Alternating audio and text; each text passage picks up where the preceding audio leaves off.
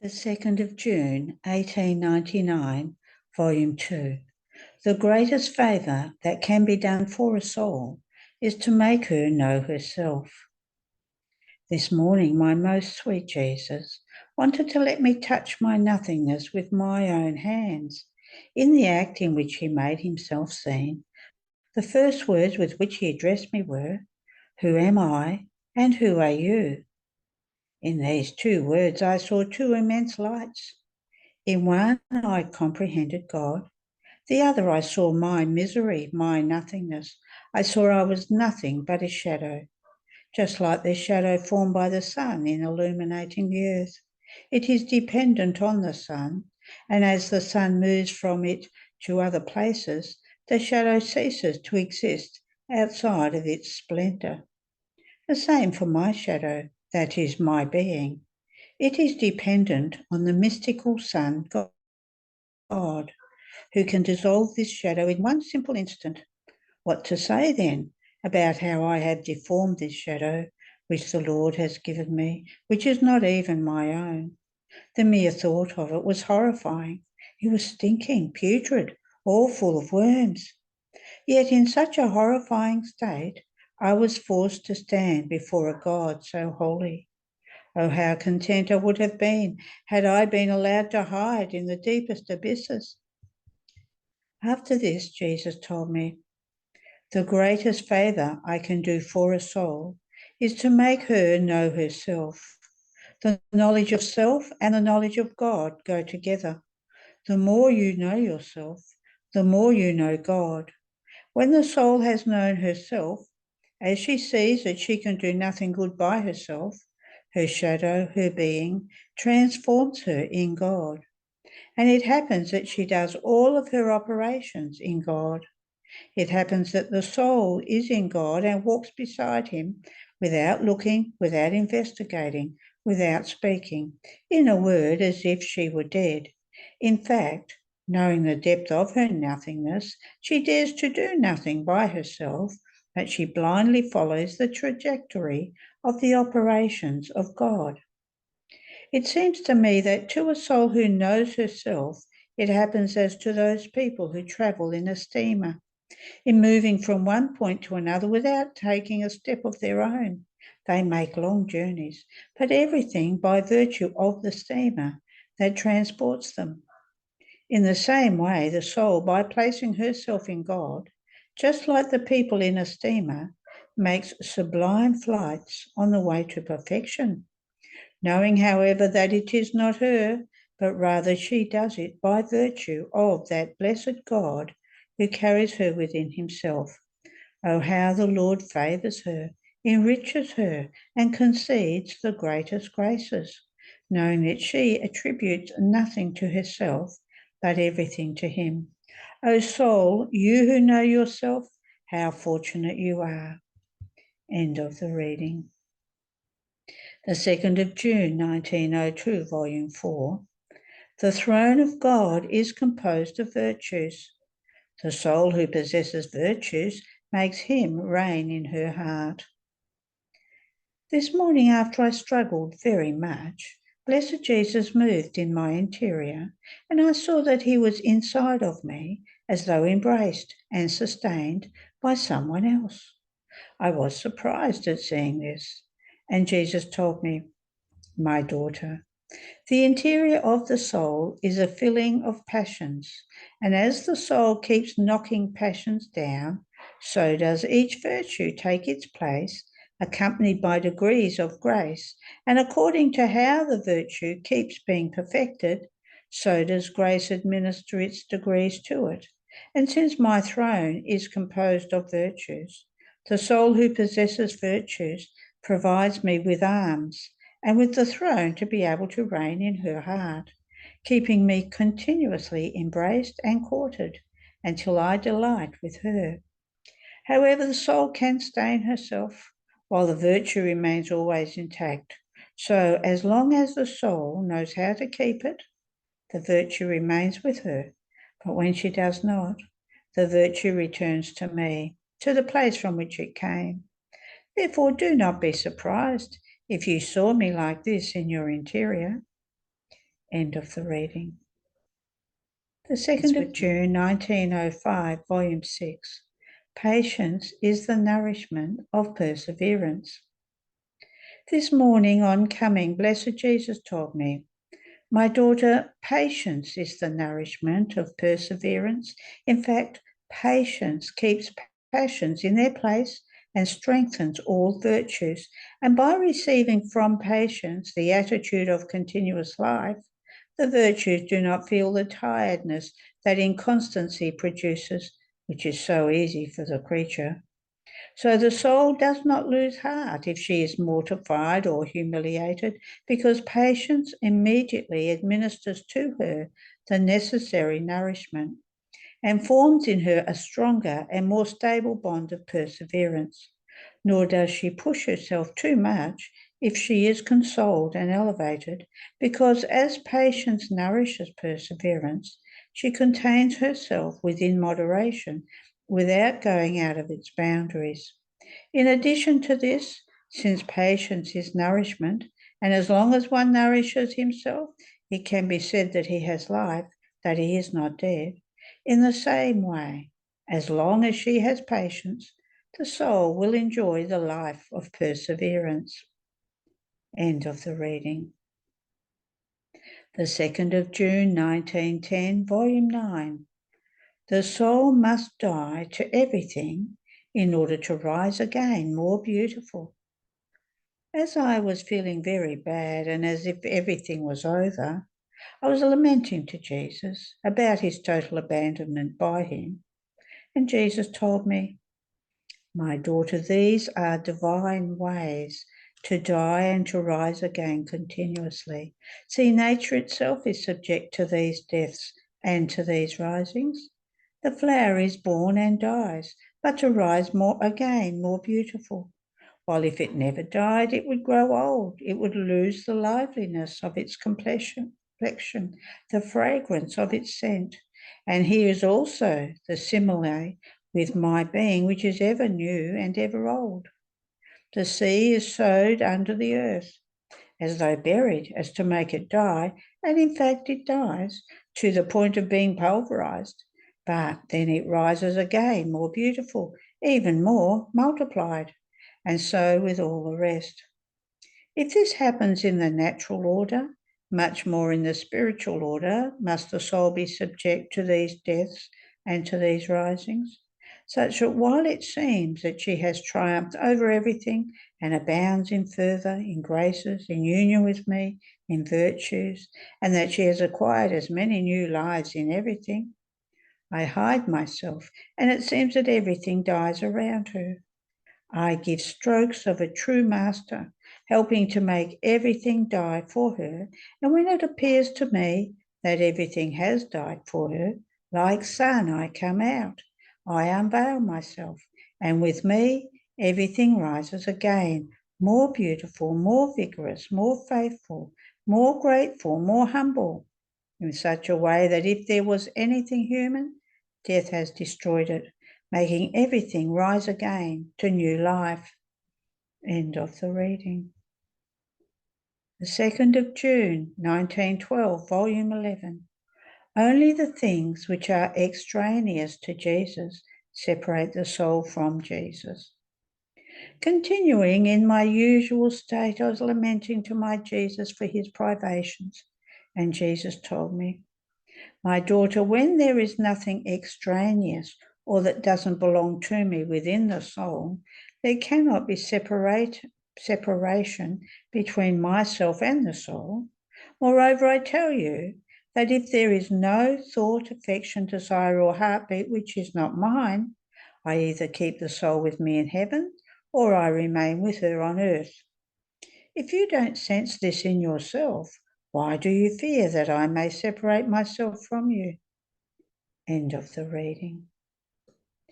The 2nd of June, 1920, Volume 12.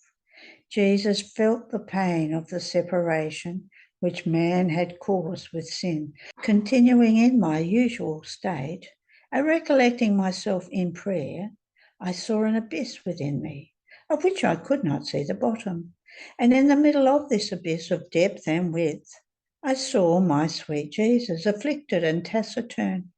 I could not comprehend how I could see him inside me while feeling very far from him, as if he were not there for me.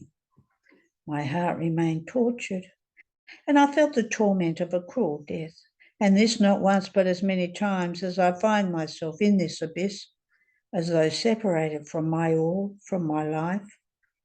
Now, while my heart was dripping blood, my always lovable Jesus, coming out of this abyss, surrounded my neck with his arms, and placing himself behind my shoulders, told me, "My beloved daughter, you are my true portrait." Oh, how many times my moaning humanity found itself in these tortures. It was identified with the divinity. Even more, they were one single thing. But while we were one, I felt the torture of the separation and of the abyss of the divinity, because while it wrapped me inside and out, and I was identified with it, I felt far away from it. My poor humanity had to pay the penalty and the separation which the abusing humanity had caused with sin. And in order to join it to the divinity, I had to suffer the whole pain of their separation. But each instant of separation was a ruthless death for me. This is the cause of your pains and of the abyss that you see. It is likeness to me. Also, in these times of war, humanity runs away from me as though in hasty flight. So you have to feel the pain of its separation to be able to join it to me. It is true that your state is too painful, but it is always the pain of your Jesus. And I, in order to give you strength, will hold you tightly from behind your shoulders, so that while keeping you more safely, I will give greater intensity to your pain. In fact, if I kept you in front of me, by just seeing my arms close to you, your pain would be halved, and your likeness to me would be achieved later. End of the reading. The 2nd of June 1921, Volume 13. In coming upon earth, Jesus said almost nothing, or very little, about his will. I was feeling very oppressed because I was told that they wanted to print all that my sweet Jesus had manifested to me about his most holy will. My distress was such that I also felt restless. And my sweet Jesus said to me in my interior, "Do you want to arbitrate yourself? That's a good one.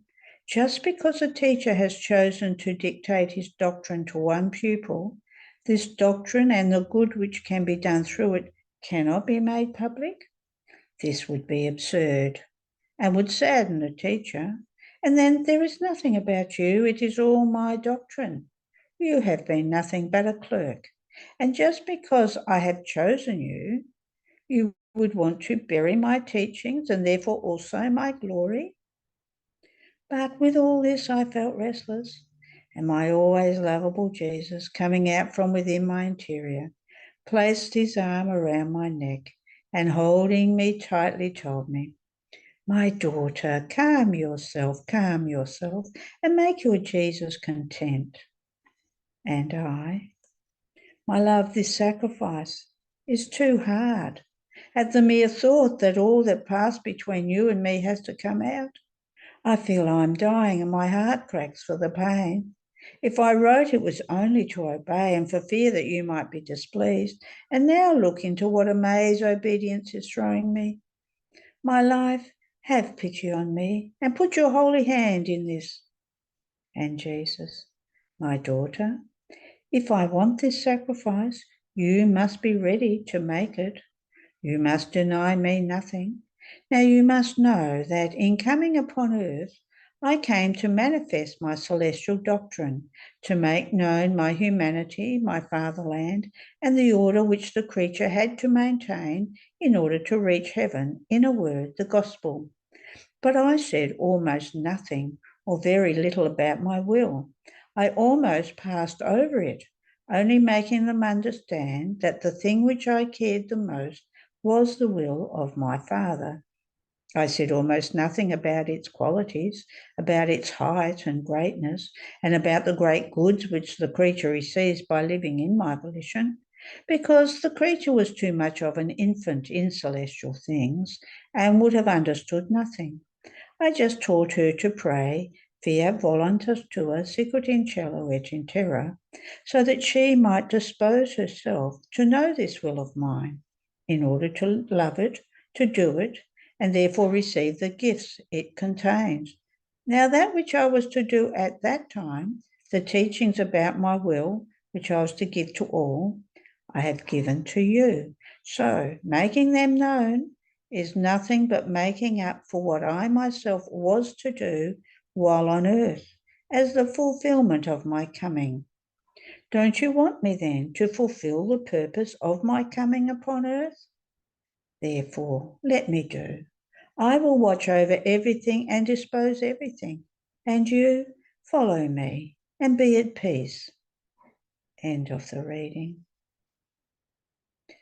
The 2nd of June, 1930, volume 28, How the Divine Will is Peace and Security. Doubts and fears. Jesus, the only author of the law. Necessity of the comings of Jesus.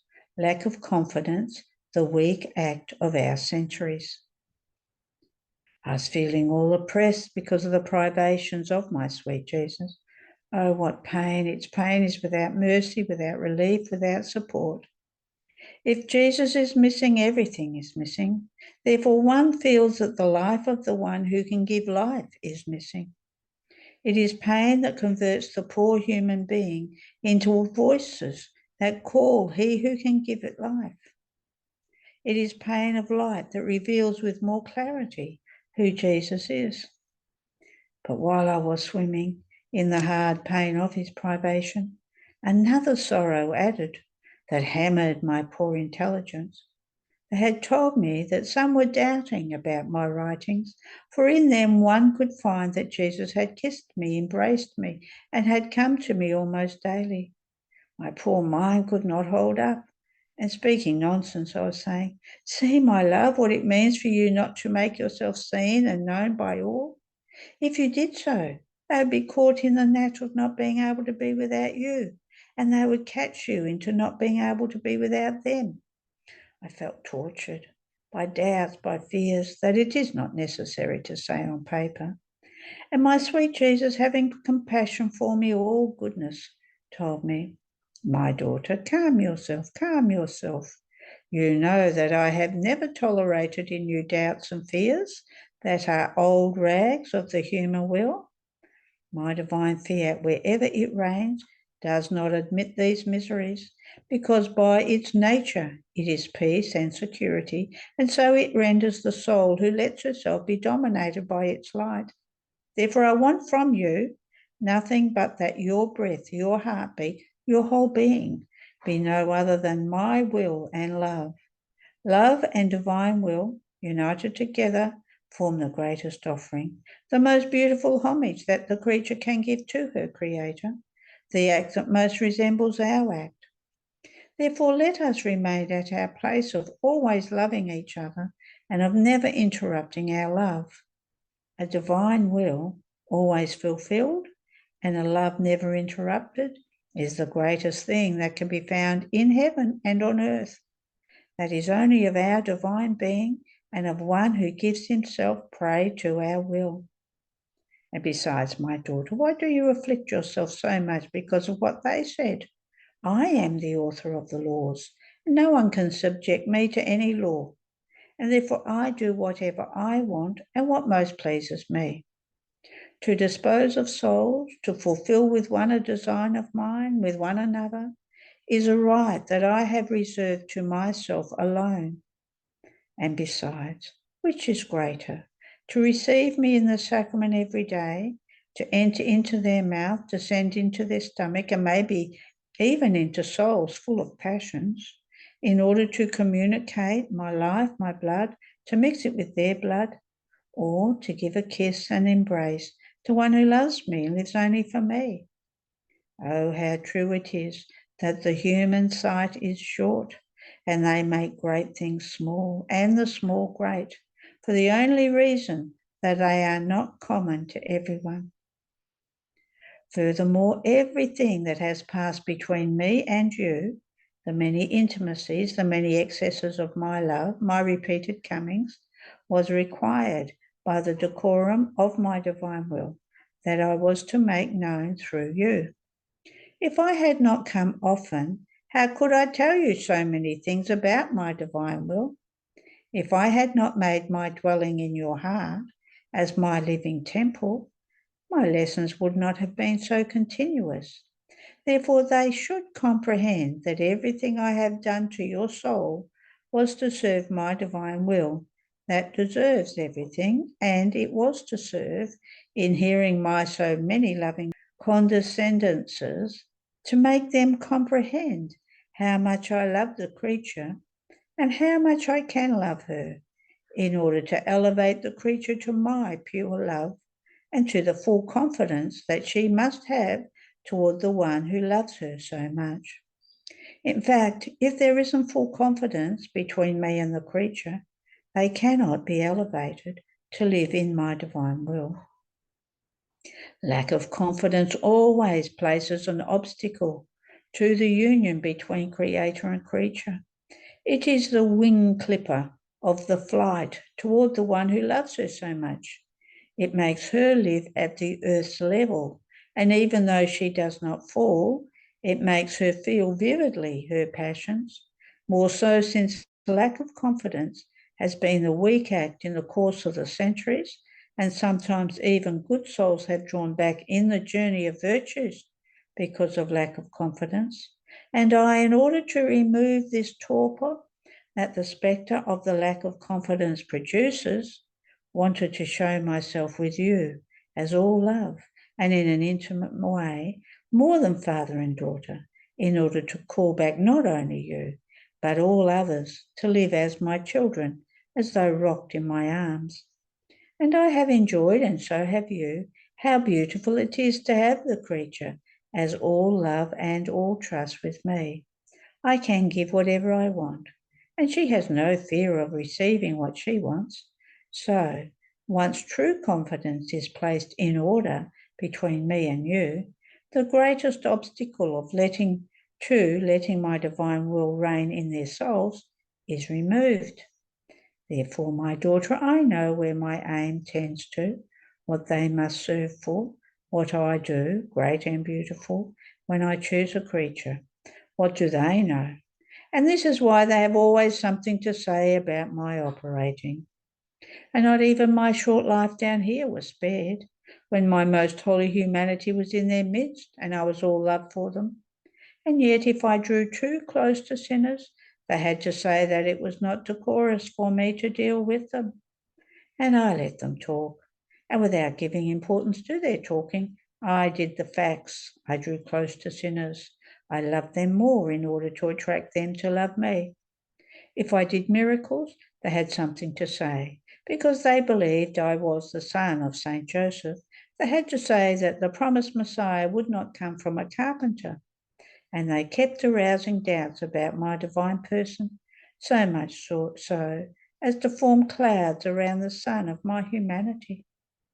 And I aroused the little breezes to get rid of the clouds, and I reappeared more blazing with light in their midst, in order to accomplish the purpose of my coming upon earth, that was the redemption. Therefore, do not be surprised that they have found something to say on the way I have conducted myself with you. And even though they have formed clouds around the operating I have had with you, I will arouse my little breezes to get rid of these clouds. And if they love the truth, they will know that the way I have conducted myself with you, even though I have not used it with other souls, was necessary to our love, because it was to serve our very will, in order to make it known and to make it reign. Then he added with a more tender tone, my daughter, poor ones, they are not used to walking in the fields of the light of my divine will. Therefore it is no wonder that their intelligence has remained as though dazzled. But if they get used to looking at the light, they will see clearly that only my love could reach such extent. And since I love so much that my divine will be known in order to let it rain, I wanted to be exuberant in the excess of my love that I contained in my heart. Even more, everything I have done with you can be called the prelude of what I will do to those who will let themselves be dominated by my fiat. However, I tell you that all those who had something to say about my humanity when it was on earth and did not surrender to believing in the sanctity of my works remained empty of the good that I came to offer to all and remained outside of my works. So it will be with those who, in addition to talking on the how and the way of what I've said, but if they do not surrender, they too will remain on an empty stomach. And because of the good that with so much love I wanted to offer to all. End of the reading. There are no more readings today.